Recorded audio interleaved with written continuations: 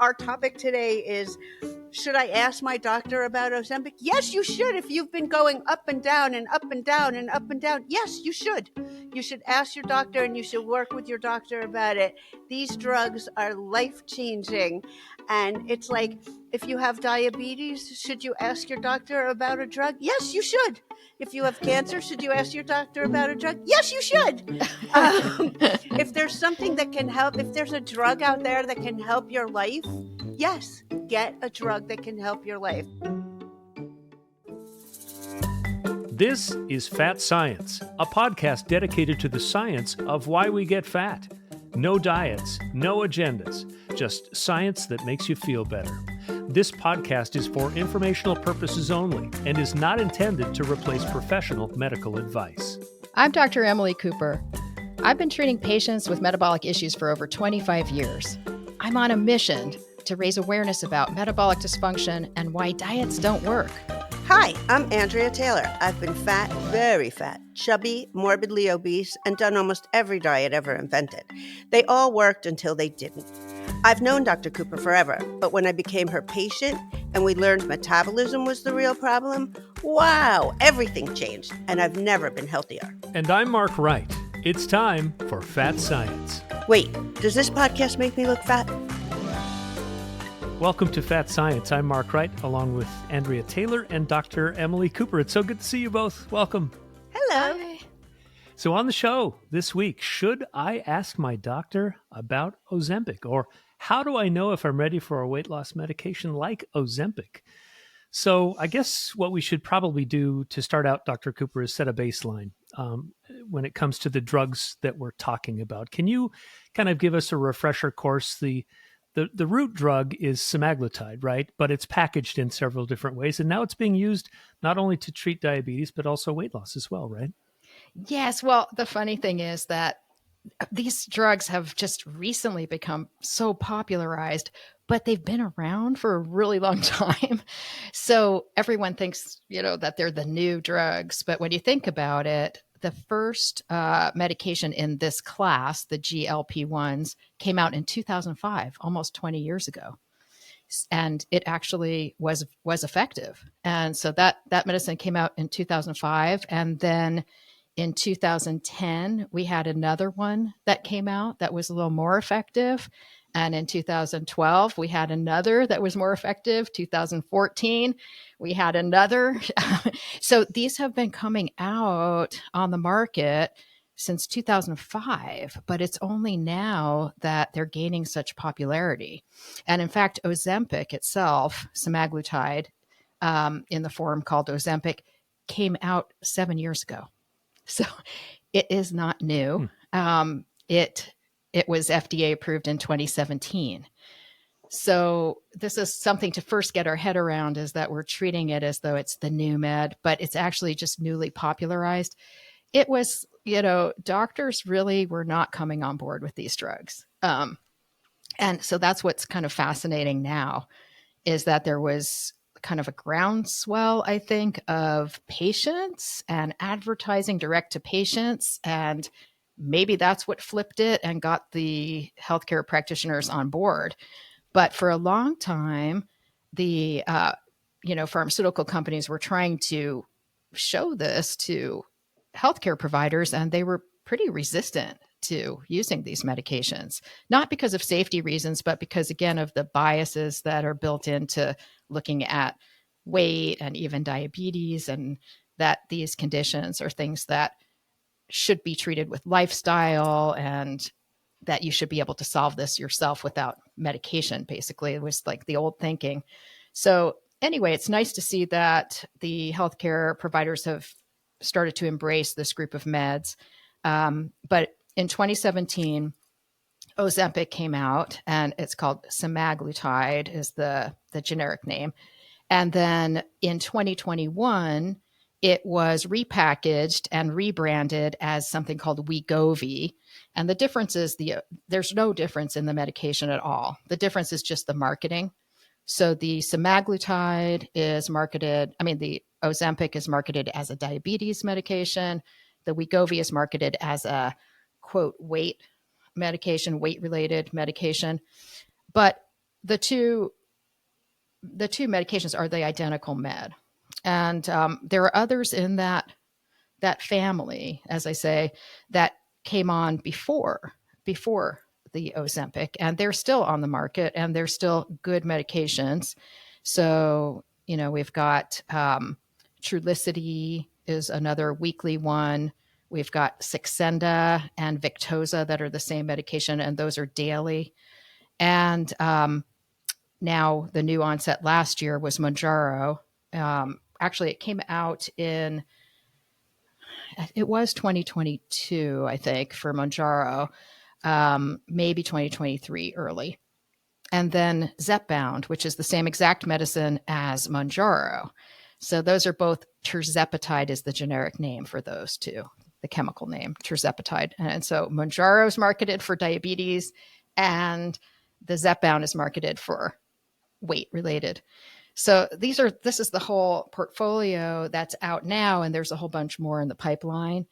But, the funny thing is that our view of it is what's changed. I've been in this field for many, many years. And so even in 2005, when the first GLP-1 medication came out, I was fascinated by that, and I was excited about that. And then that had to be taken twice a day. When the next one came out, it was once a day. And when the next one came out, it was once a week. And so these are, progressing to easier and easier ways to take it. And now we even have some oral medication forms that you can take of the semaglutide, which is called Rybelsus, and that's a pill, actually. So there's a lot of different options within that class of medicines. All of them are basically called the GLP-1 mimetics. They mimic a hormone in our body called GLP-1. And the only exception would be the tirzepatide, which is the Mounjaro and Zepbound, which combine the GLP-1 and GIP hormone, which is another gut hormone. And so that's kind of in its own class. It's considered what's called a dual agonist. But in any case, that's the chemistry behind it and the language behind these medications. So if we have GLP-1 inside our body, how come we need more? That's a great question. And I don't think scientists completely understand the answer to that question. But there's a lot of thoughts, and a lot of studies have shown different reasons. When we consume a meal, our GIP and GLP-1 hormones are supposed to rise when we consume the meal in response to eating. And what they found is people who have a high body weight or diabetes often have a blunted response when they eat. And so their GLP-1 and GIP don't rise as much. But they've also found that the brain may not sense the GIP and GLP-1 the same way as accurately. And so there can be problems with either the levels or the movement of the hormones, the kinetics of how it rises and the timing of its rise in the body, or there can be issues with the reception, the sensitivity to the hormones. And so we don't fully understand, but they're very beneficial hormones metabolically, and their action is very widespread throughout the body. And that's why, as time goes on, we're starting to see that there are a significant number of health benefits that were not realized at first. So when they first came out to treat diabetes, it was thought that all they did was improve your glucose levels.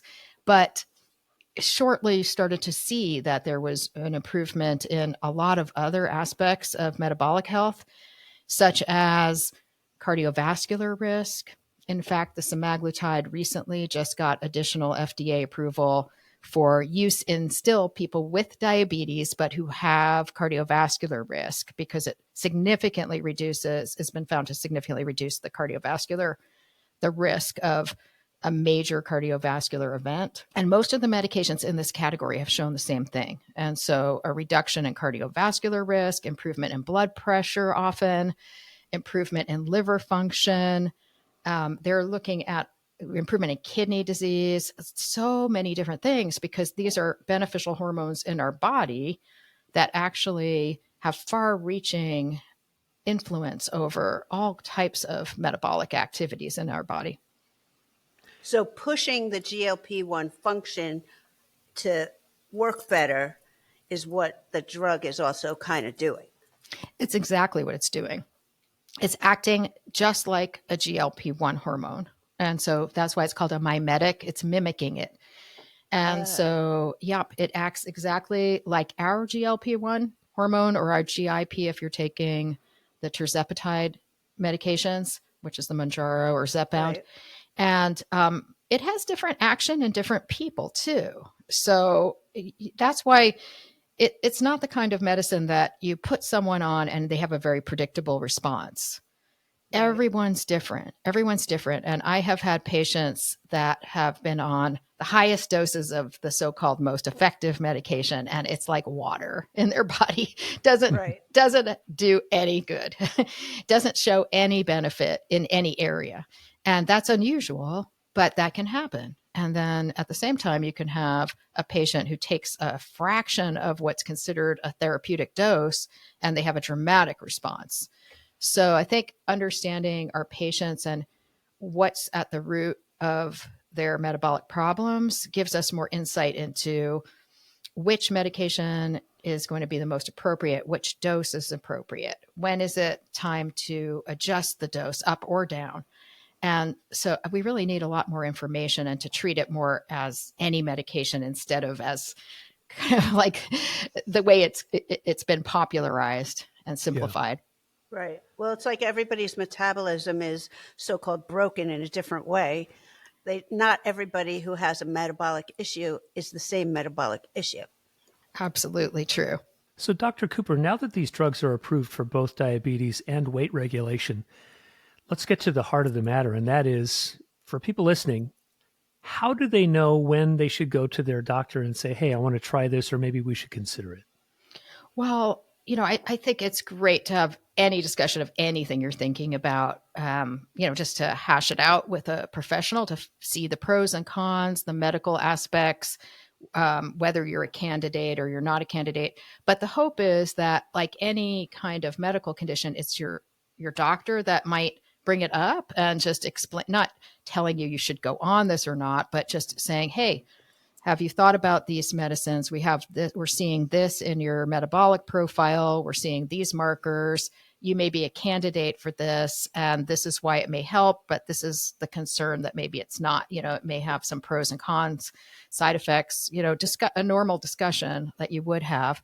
So hopefully it's a mutual discussion, but there's nothing wrong with bringing it up and asking, questions about it with your healthcare provider. But I think one thing that's kind of the elephant in the room is that these meds are not easy to get.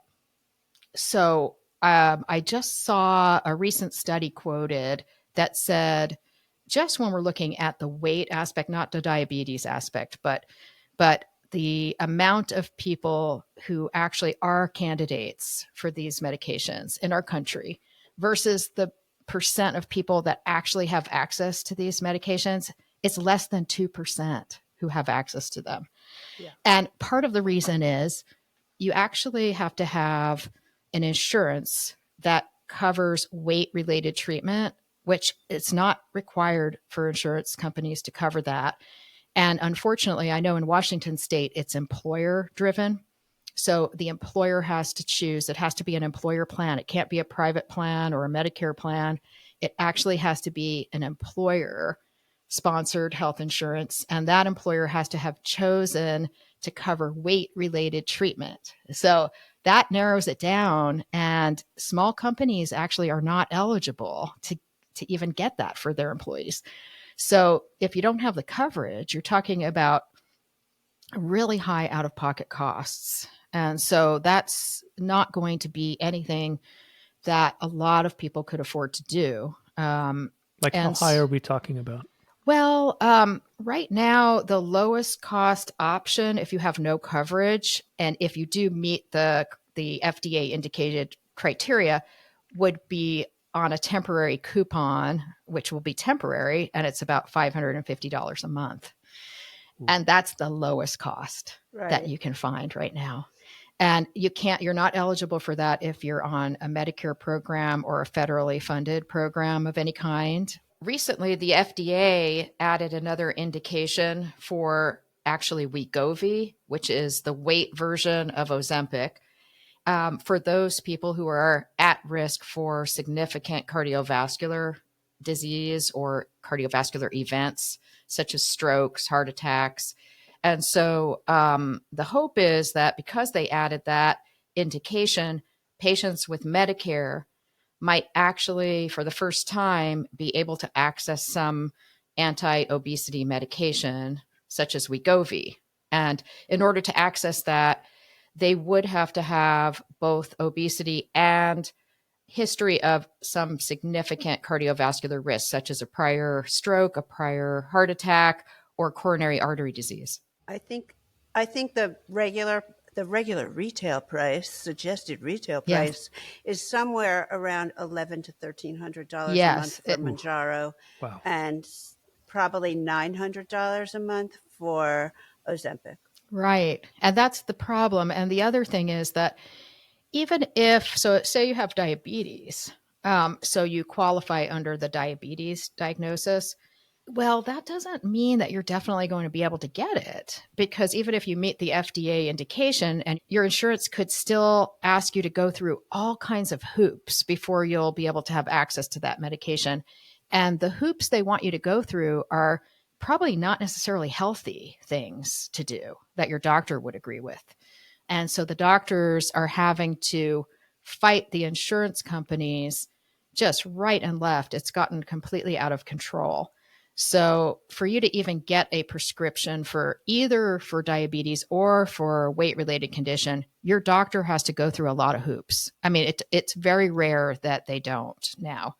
And once they go through those hoops, the rate of denials from the insurance companies is really increasing. So the insurance companies are still refusing to cover them. So I'm just trying to put that out there because I don't want people to be disappointed if their doctor's on board, they try to get the prescription, and either there's a problem with their insurance authorization, or their insurance doesn't cover weight-related treatment, or there's a shortage. I was gonna add that because Yes. there has been a shortage right now I think it's west of the Mississippi. There hasn't been any Manjaro for over a month. Well, and you know why that is? The Manjaro is tirzepatide, and Zepbound is tirzepatide. The pen device is exactly the same. It's just a different color. It's just got a different name stamped on it. Yeah. The dosing is the same. Everything's the same. And they wanted, I'm assuming they probably wanted to show a successful launch of the Zepbound, which is the newest one that came out. And so I think they just kind of borrowed the Manjaro. All the goo. They took all the goo They from took the goo Manjaro and the pens and put it Yeah. in the Yeah. Zepbound. Yeah. Because And that's there's what's no been going Manjaro. on back and forth with a lot of these. So it's just kind of a mess out there. Let me just say, the good news is we don't want to abandon the old medications that have been around. I mean, we have medications that came out in 2010 that are really good. And they are just going generic this year. There's actually just one. And that one is liraglutide, which is Victoza, which is the same one as Saxenda. Right. And so that's the daily injection. And that medication, as far as I know, there are several generic manufacturers that will be producing that this year. And that's exciting because the hope is that that will be more readily available and a much lower price point and better coverage. One of the really good medications from the past, which was called Bydureon, that one came out in 2012. That has also gone generic, but there have been no generic manufacturers that picked it up. So it's still, if it's available, it's really not available very much throughout the country. But if it were, it would still be expensive. So the liraglutide in the form of Victoza is going to come out as a generic. And I think that'll open the door for more people to have access to this group of GLP-1 medications. Dr. Cooper, do you have to meet a certain threshold for obesity before you can get prescribed some of these drugs? Yes, you definitely do. And one of my frustrations over the years was I had hoped that these drugs would not be separated this way. So, for example, I had hoped that the tirzepatide would just be marketed as one under one name, and then the FDA indications would be either diabetes or obesity, or as they're seeing now, other metabolic diseases. And so in fact, metabolic dysfunction is kind of gaining favor in the terminology of metabolic dysfunction. So a wider umbrella of people could really get access if they had done that. But the way it is now, the separation we have, you have to have diabetes with your HbA1c or fasting glucose meeting the criteria for actual diabetes, type 2 diabetes.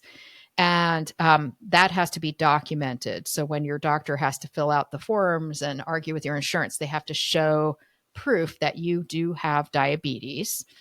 And then you can get access to the ones that are marketed as diabetes drugs. So that would be Ozempic, Victoza, Trulicity, and Mounjaro. And so, but you have to have diabetes to qualify usually. Sometimes the prescriptions will go through, but most often you have to fit that criteria. And then for the other group, for the quote, weight related or obesity related indication, the BMI for adults has to be 30 or higher to meet the FDA indication. But many employers now, because they're seeing their costs go up, they have actually come down and said, you know what, no more. We're not accepting that. Now your BMI has to be 40 or higher to get this drug. Not because the FDA said that, but because the insurance and employer access to the drug is being limited beyond what the FDA said. So unfortunately you do. And children too are, have access to these medications, to certain ones. They, for kids 12 and up, Saxenda and Wegovy are approved for age 12 and up. And what they look at there, instead of BMI, it's the BMI percentile, it's called, which they have to be at the 97th or higher percentile to qualify. And so you have to show that data also when you're writing these prescriptions. So you do have to meet those categories of treatment to get the insurance coverage. So you've gone on every diet that you can think of. Your weight has gone up, your weight has gone down, your weight has gone up, your weight has gone down. You're like, I don't know what else to do. You go to your doctor. The doctor has never suggested a medication before. It's your turn to bring it up, isn't it? I think I would definitely bring up your situation with the doctor. Like, this has been going on. Do you think I'm a candidate? Because without knowing more about the patient, we don't really know if they are a candidate for it, honestly. I see people, there's, that have that, it's called weight cycling, where their weight is going up and down. But some of those patients are in kind of a normal weight range. So if they're in a normal weight range and it goes up a little and they go on some diet and it comes back down, and then they have the diet backlash and it goes back up, and they're in that weight cycling mode, that's a really dangerous kind of lifestyle because it's associated with increased risk of cardiovascular disease, visceral fat, all kinds of things. So you'd want to really look. If it were my patient, I can't make that decision without looking. Of course, you know me. I get a lot of lab work. And also talk to the patient, because I won't prescribe medications in this category if I think the patient won't be responsible nutritionally, because they can impair your appetite. And so if your body is in a kind of starvation mode, it's really important that you fuel. And so I first kind of have to assess these things. Like, is this a patient that will eat regularly throughout the day, all the food groups, or are they still stuck on the fact they want to be in the gym dieting and all that? Because then that's not really a good candidate for the medication if they're in that mode. So there's so much to it that you have to look at. But I think also if people are healthy, though, like say, healthy eaters and normal, activity that's fueled, and they're seeing that maybe their weight is a little bit elevated or creeping up or something, they probably aren't a candidate for this either. I mean, it's probably there's something else that you would look at and try to identify why is that happening, and it might be something besides this category of medication. But if you have somebody kind of like you, Andrea, who has had a lifelong experience with just how many diets were you on? Right. And a lot of extra body weight, putting a lot of pressure on your joints and just everything that you're going through, and underlying, pre-diabetes or diabetes or metabolic syndrome and those kinds of things, then clearly these medications can be really helpful and beneficial. And so then you would be a lot more like, oh, this is a no-brainer. This has got to be in the mix. But I think the key to everything that you're saying, the key is, and I think that you're a very different kind of doctor, but I think the key thing is get to the bottom of what the issue is. Then that was the testing, because so many doctors of people that I know don't do that. Yeah. And I didn't know all the deep dark secrets of my body and the deep dark things that were happening inside that were causing all the issues that were going on. Right. And if I didn't find out all of that, and in a combination with the medication that you put me on, which is not just the I Right. think we GLP-1. started with Victoza, which was a GLP-1 drug. And then we mixed it with a lot of other things to help some of the other problems that were going on with me. I wouldn't have known. And I'm somebody who goes to regular doctor appointments. I have lots of specialists. I'm not some, oh, I'm afraid to go to doctor. I'm not that person. And I didn't know what was going on. I didn't know I had all Right. these things wrong with me. And until I found out all that stuff, nothing got fixed. Nothing got changed. I just kept going on diets and doing exercise, and I had a personal trainer. I mean, I did all those things. Well, I think that's the key, is always asking why, having a provider that is willing to ask why. If you have that patient example that you gave before that's been on these diets and their weight's up and down, the doctor hopefully would say, well, that's interesting. Why is this happening? And then once you get to the why, that's where you have more sense of what kind of strategy the patient should follow to kind of get out of that situation. But some of it is just connecting the dots on some common laboratory values that have been there, but not really looked at through what we call the metabolic lens. And some of it is getting additional tests, a deeper level of testing. But in order to really use the labs, you have to have a strategy that goes with what you're seeing. I mean, it's not enough to just order these labs and then look at them. Well, right. That's what would you do if it says if it's doing this or it's doing that? What is the strategy that goes with that? And that's something that is probably individual, between providers in this field, because this field is not taught, as we said before, it's not really taught in the medical school curriculum or in residency programs, other than a very superficial kind of look at things. So hopefully, if doctors learn more about metabolism, then when they look at the labs through that metabolic lens, there'll be clues there. And clues not only about what's causing the problem, but about what could solve it. I think so many of us, though, don't think of a metabolic issue as an illness or a disease. I think it's still so new. I think we think of cancer as something like you would say to a doctor, what's your strategy of helping me get through this? Or some other illness. You wouldn't say, okay, I have this metabolic issue. What's your strategy to help me get through this? That's still very new for not only patients, but for doctors. So it's a hard thing to go through with a doctor and like just regular people. So I think that that's a very interesting question for a lot of people to bring to their doctors, and a really good thing for people to be able to bring up. Like, that's a great question to go to with your doctor. Like, help me with a strategy to get through this. Yes. Yeah, and I think what's interesting, Dr. Cooper, is that in the absence of having a provider that does a complete metabolic workup, I feel like a lot of doctors are just prescribing Ozempic and then see you later. And Yes. so in that scenario, is that person going to have to stay on Ozempic for the rest of their lives, or what? Will they reach a point where they've lost enough weight where they stop, or what's the end game?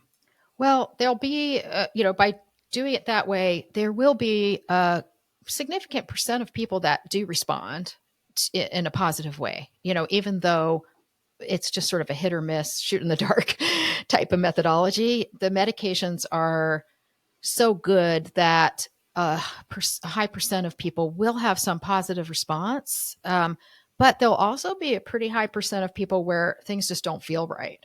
They're taking these meds and their body doesn't feel right. Their energy levels or their weight response or glucose responses, they just may not fit what they were expecting. And the idea with the use of these meds when it's very superficial is start the medication and ramp it up to the max dose. Like just get up to the max dose. And then if that doesn't work, oh well, take them off that one, try a different one. And that's just really not going to lead to the greatest long-term benefit. And probably a patient like that will end up really frustrated, but on medication cycles for a long time.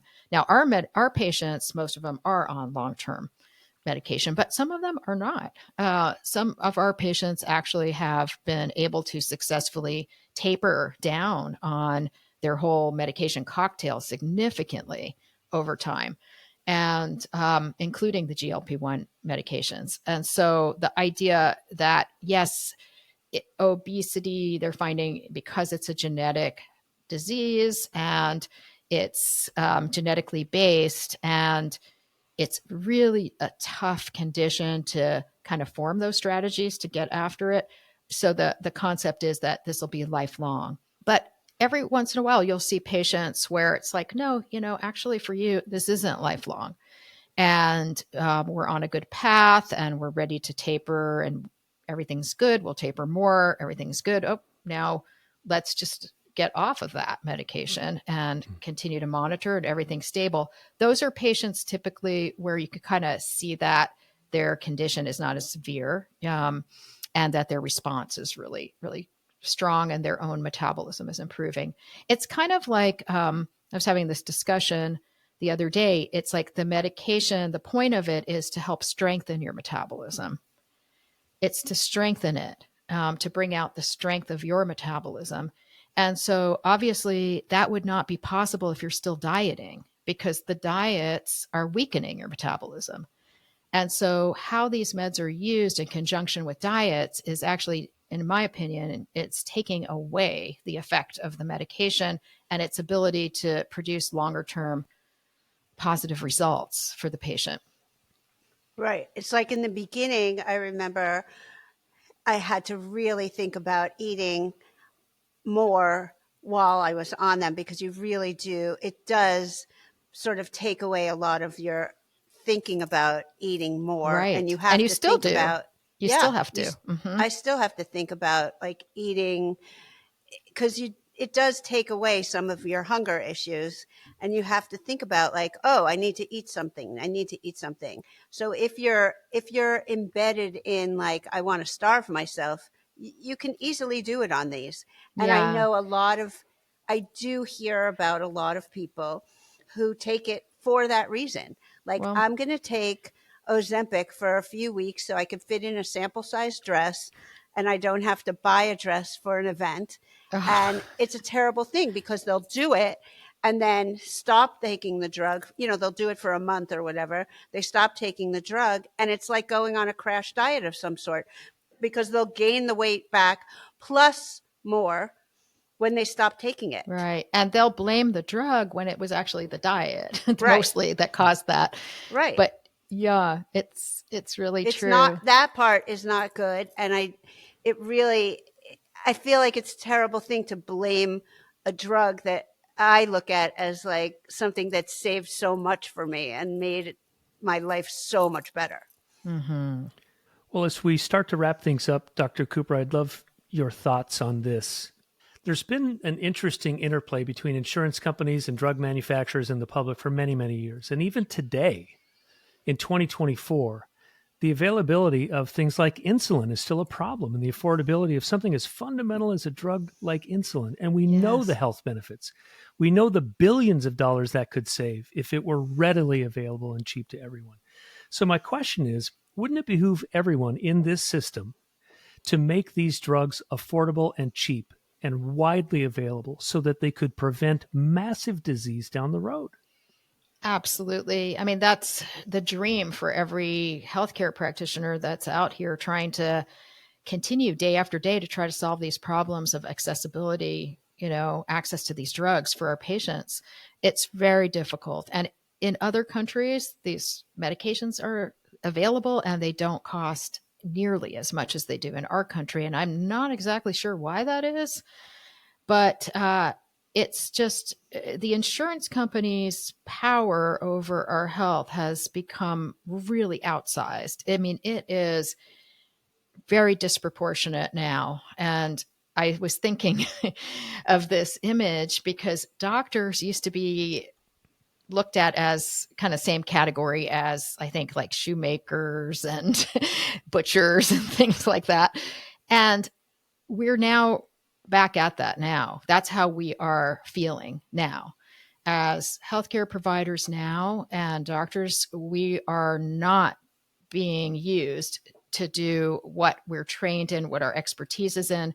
We are spending way too much time figuring out, learning the ropes of this, almost like it's like street smart for the insurance of how you get around these terrible barriers between what you want that patient to have that is good for their health and what the insurance companies are standing in the way of. And I know that sounds harsh, but this is really the reality. And I can guarantee you, if you talk to any healthcare practitioner today, they will agree with this. And that's why we're having a mass exodus of healthcare providers out of the healthcare system right now.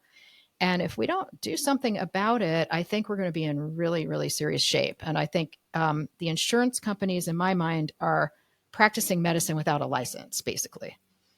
And who is going to be responsible is the treating provider that has all good intentions for their patient. If something goes wrong, they're the ones that are responsible, and the poor patient is the one that suffers. So I don't know what we can do to change this, but I hope it changes. I hope that there's an awareness out there, of what is really happening, and that the doctors don't feel so isolated in their struggle right now, trying to stand up against this big machine that's really almost impossible to deal with. And the health insurance companies are now, they're starting their own med schools. They're buying their own hospitals, buying up clinics at an enormous rate. So we have no reason to think that this isn't going to become worse. And so I don't mean to be a downer, but I hope people will speak up and reach out to maybe their insurance commissioner of their state if they think they're being mistreated by their insurance company in terms of like, withholding access to a medication they need if they have diabetes. I mean, I've literally had to write letters to insurance companies saying this patient's diabetes is going to be worse so soon. They're going to have so many complications. They'll end up in the hospital. They could die, and it's like on you. And then it gets approved. But you have to literally fight with them at that level sometimes. Well, I hope that we all can engage in a way that rewards prevention. We do such a terrible job. It Yes. seems like if these insurance companies and if the drug companies all got on the same page, that we could save so much money down the road. Because if we wait until this stuff becomes catastrophic, that gets covered anyway. If I have a massive heart attack and I have to go to the hospital, the ambulance ride, my stay in the hospital, the surgery, the stents, everything, that's all covered. That's all paid for by the insurance company, and it could have been prevented well upstream, but I hope someday, like you, Dr. Cooper, that we can get to a place of true enlightenment, that we're spending the least amount of money at just the right point in the system to move the needle the most when it comes to our health. Absolutely. Yeah. You're so right about it. And the evidence is there with this group of meds that it reduces these major cardiovascular events. It improves, reduces risk of atrial fibrillation and hypertension and kidney disease and liver disease. I mean, you couldn't go wrong by just approving these medications. Yeah. And I think it could save so much money overall for the whole entire economy, Yeah. and leave so much more for other things. Yeah. That you would think so, but you I'm would sure think there's that you would think that the volume, like the right. the drug companies could make the same or more on the volume that they could sell the drug. Well, right now that's they what I don't can't keep up. understand. They can't even keep up now with the demand. I mean, they're building new plants right and left, and they're struggling to keep up with the current demand. So I don't think they saw it coming because, as I say, I mean, these meds have been out for almost 20 years and there's been no uptake. And there, even since the quote first, weight related medicine came out in 2014, that wasn't grabbed on to. And it's not because of not telling people about them. I mean, we were shouting from the mountaintops about this stuff for so many years. I think it takes a long time for the acceptance and the shame, the acceptance, the people going, you know what? I am fat. I need some drugs. I do have a problem. It is a medical issue. It's not about just eating the food. Like, I think it takes a long time for the idea to sink in that it's not just about diet and exercise. Yeah. And, maybe it does take like all these celebrities and Oprah and all these people talking about it and it being on the news every day and whatever. I mean, because as you've been talking about it for 15, 20 years and whatever, but maybe it takes it being out there all the time for people to say, you know what, there's a drug that can help me. There's a drug that can help me. And maybe that's what it is. But these are a fantastic class of drugs. And if you can get them, they're great. And unfortunately, there's a shortage. But and don't feel badly if it doesn't work for you, because there are another thing. Right. There's a lot of people where their response, I mean, I have so many patients that referred a lot of patients to me, and all the people they referred are doing so much better than they're doing. Yes. And they're just like, this isn't fair. But and we're really scientifically breaking it down to try to figure it out. But people have, one reason I got into this metabolic science world is I like problem solving. And to me, it's like the hardest problem to try to figure out those strategies. And it's exciting and rewarding when you can help people. And then it's frustrating when somebody's stuck. But this is why also I worry about some of the messaging. Yes, it's out there. And I know, Andrea, you always say it's great that it's just out there, whether it's good, bad, the ugly, just get it out there. But it does make promises that sometimes it does that do create disappointment for some people. It does. And also, unfortunately, I even heard, I heard Oprah, a clip from what she was saying. And I thought, boy, she's so confused about this. Oh, she is really confused because she also talked about diet and exercise at the same time. Well, not just that, but her example was, some people, can drink a lot of alcohol and they don't become alcoholic. Right. But then if I eat donuts, I'll develop obesity. And that's just not what we're talking about. Well, she was using like three examples at the same time that one was good, two were bad. Well, that's what worries me though, Andrea, is that these messages, they're feeding into our old way of thinking. Yeah. They're not taking the modern scientific approach, and they're not explaining how these medications actually do work. They're putting it into that diet context, which is why the medicines are being used as almost the same marketing that you get with diets. Like, here's the diet and here's the injection. And it will never, that is just not the way that we really want this to be learned by people out in the community. We want them to have a chance to really understand how the medicines work, how their metabolism works, and have a normal discussion around that. So I'm hoping it will evolve, but it's really gaining that steam the same way that you see diets kind of take hold. And so it may be a really hard thing to break in the future, the marketing of this as like a quote weight loss, where that's why I advocate that we should be calling these metabolic medications, not weight loss medications. Yeah. I agree with you on that part. Like, she never has the full story on anything. Well, it's not against her, really. It was just an example, because it's widespread throughout the media right now. It's not just her, but it just illustrates. And I've seen it with other, top level health reporters that can't get their head around it. I mean, they're so confused by this. Yeah. So I just think hopefully the media messaging will become more accurate over time. And I did hear somebody from our area give a very concise statement the other day on cable news, and I was happy about that. So I think it'll get better, but I hope that people out there don't get equally confused by the confusion of the media. Yeah. Well, we could probably go on for another hour or two, but this has been some really good information on such an important topic. And, to answer the question, should you ask your doctor? It's like anything else, like Andrea said. If you're concerned about something, talk to your provider. Get that dialogue going. And also, don't just take what they say as gospel. If it doesn't make sense or if it's not working for you, like anything else in life, go find somebody else who maybe can address your needs better. But this has been fun. Thank you so much for another edition of Fat Science. No diets, no agendas, just science that makes you feel better. I'm Mark Wright. Thanks for listening to Fat Science with Dr. Emily Cooper, a Work P2P production. New episodes drop every Monday. If you've enjoyed the conversation, subscribe, rate, and review this podcast.